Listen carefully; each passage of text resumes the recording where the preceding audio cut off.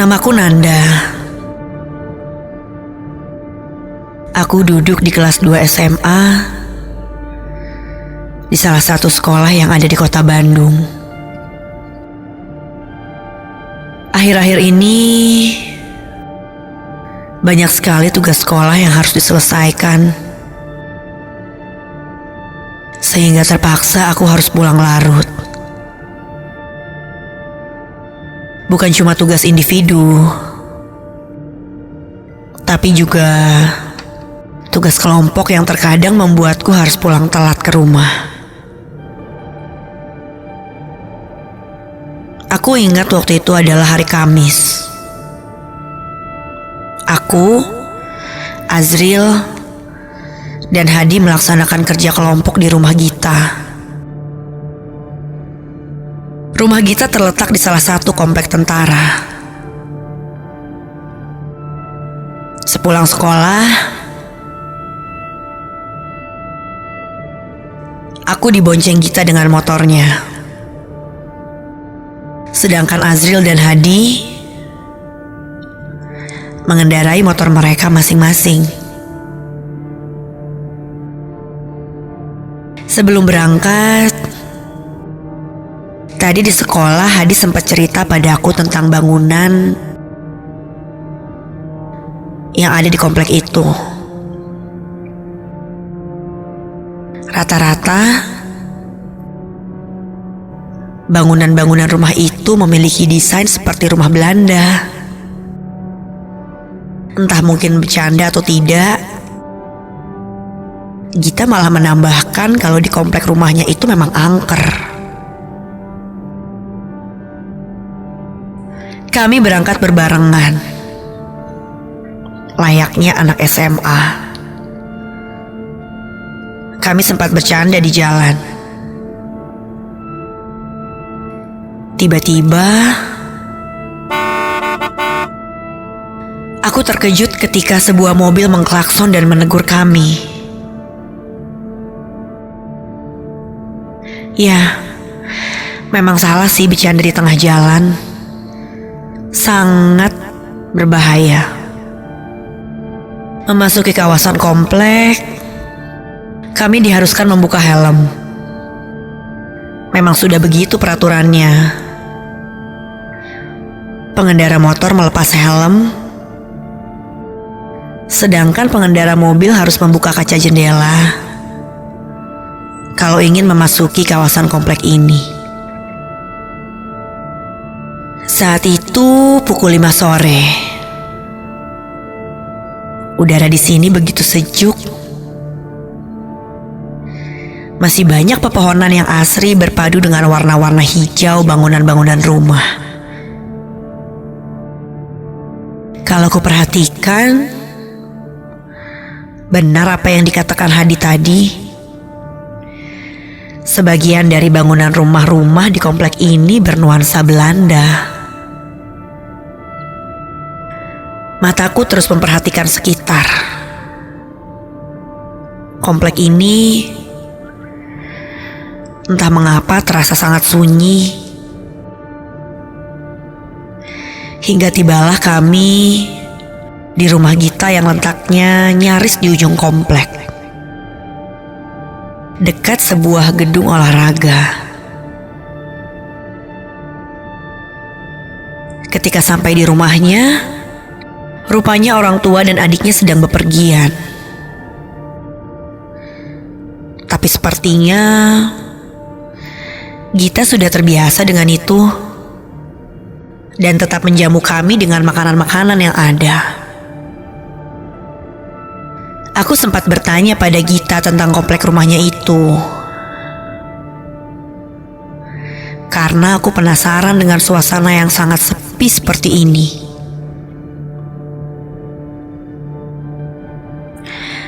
Gita tadinya enggan bercerita karena khawatir aku dan yang lain ketakutan. Dia pun menjawab bahwa pernah ada tetangganya yang melihat satu keluarga Belanda berjalan di malam hari. terdiri dari seorang ayah, seorang ibu, dan satu orang anak yang menuntun sepeda di sepanjang jalanan dan melintas tepat di depan rumahnya. Mendengar itu, aku jelas saja merinding. Menjelang maghrib, tugas kelompok yang kami kerjakan masih belum selesai. Hadi dan Azril izin untuk jeda sholat terlebih dahulu. Hari itu aku sedang menstruasi. Jadi, aku ditinggal sendiri di teras depan. Sementara Gita membuatkan minuman coklat panas di dapur. Memang agak ngeri kalau kupikir-pikir. Karena lingkungan di sekitar sini sangat sunyi. Apalagi matahari sudah terbenam. Hanya digantikan oleh cahaya lampu. Aku bergidil merinding ketika melihat sebuah rumah yang sebelumnya sempat diceritakan Gita. Katanya sudah tidak ditempati hampir 3 tahun. Jaraknya hanya beberapa meter saja dari tempatku duduk sekarang.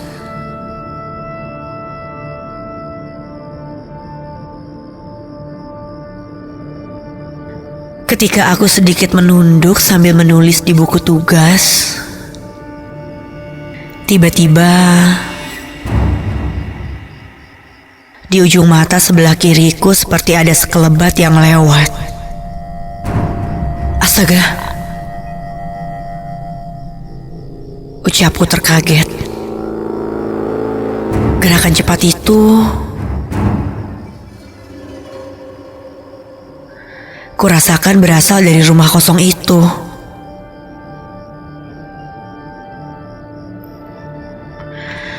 Aku menengok sedikit ke arah rumah itu.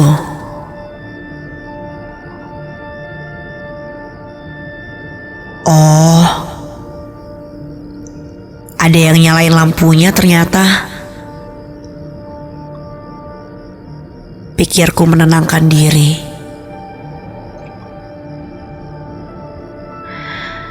Aku lalu menyusul Gita ke dapur.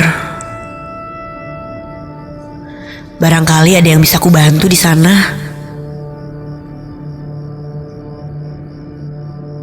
Aku pun cerita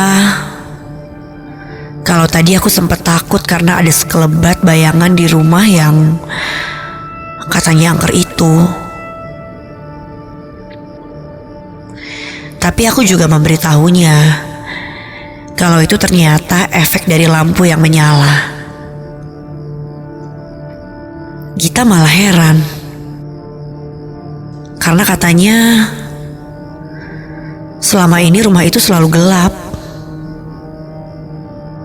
Bahkan ia menduga kalau listrik di rumah itu mungkin sudah tidak berfungsi. Tapi aku tetap bersikukuh dan berkilah.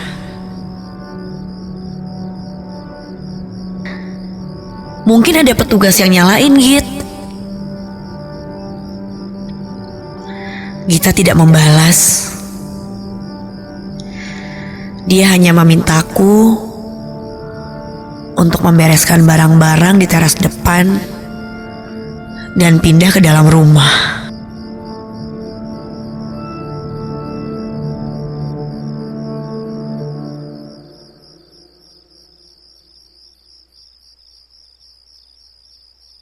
Aku pun menurutinya. Betapa terkejutnya. Aku heran ketika kulihat rumah itu lagi.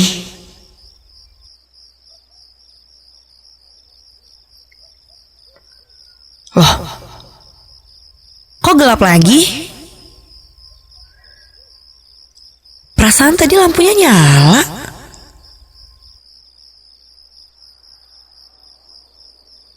Ketika aku membereskan buku, tiba-tiba lampu rumah itu menyala. Hah? Itu siapa? Aku melihat seorang anak perempuan cantik. Tapi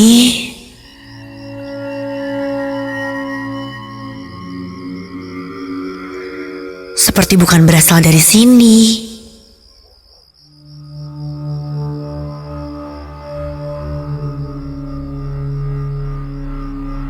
Dia berpakaian ala anak-anak Belanda zaman dulu.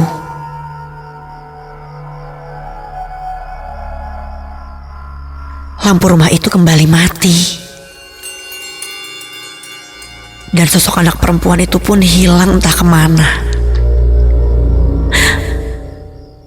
Aku panik dan langsung berlari ke dalam rumah. Dengan buku-buku yang berjatuhan ke lantai.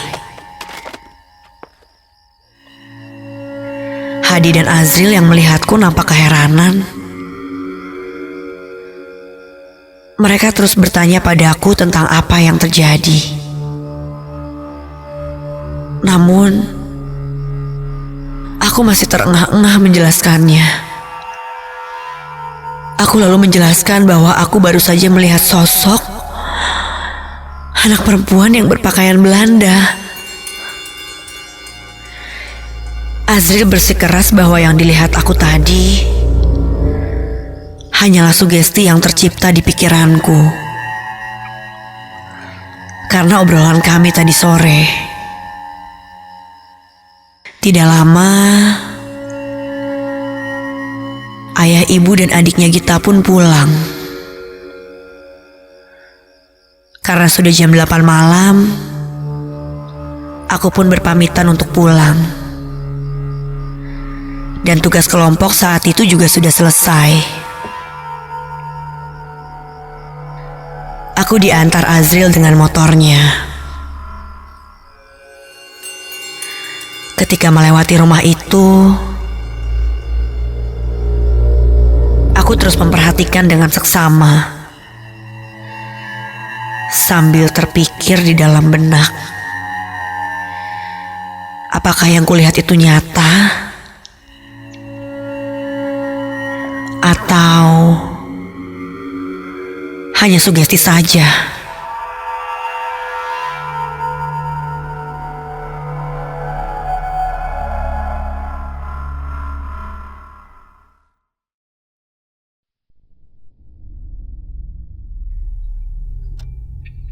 Tiba di rumah, aku membersihkan diri dan bersiap untuk tidur.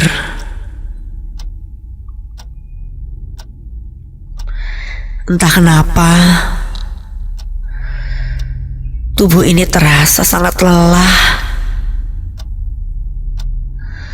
dan agak pegal di bagian bahu hingga leher. Aduh. Ku matikan lampu kamar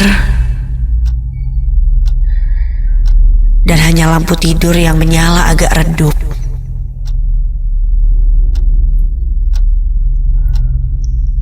Mataku terpejam sesaat.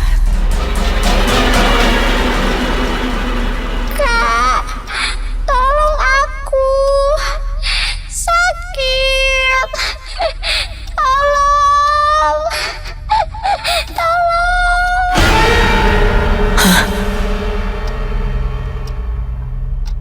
Dengan setengah sadar,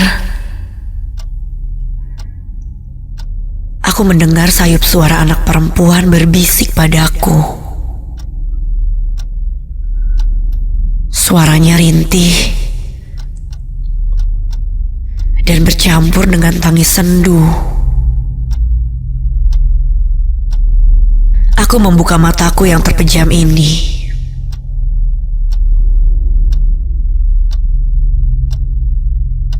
Agak berat kurasa.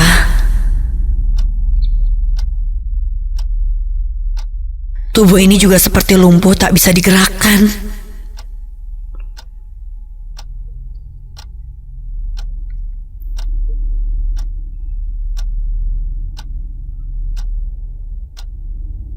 Ketika mataku setengah terbuka, siapa anak perempuan yang muncul di sela-sela pintu kamarku itu? Tangannya melambai ke arahku. Dia lalu berjalan. Dia berjalan perlahan ke arahku. Semakin dekat. Dan astaga! Anak perempuan itu yang kulihat di komplek rumah Gita. Tapi kali ini wajahnya hancur. Bajunya berlumuran darah. Di dadanya seperti berlubang tertembak senjata. Dengan darah merah pekat yang mengucur. Aku hanya terpaku ngeri. Tapi aku juga sedih melihatnya. Tangannya menjulur kepadaku, berdarah dan tersayat.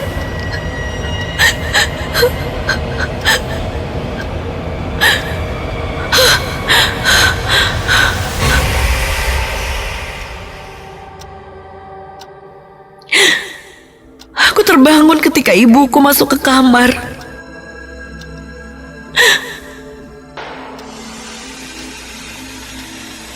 Karena katanya aku menangis sangat keras seperti anak kecil dan terus-terusan meminta tolong.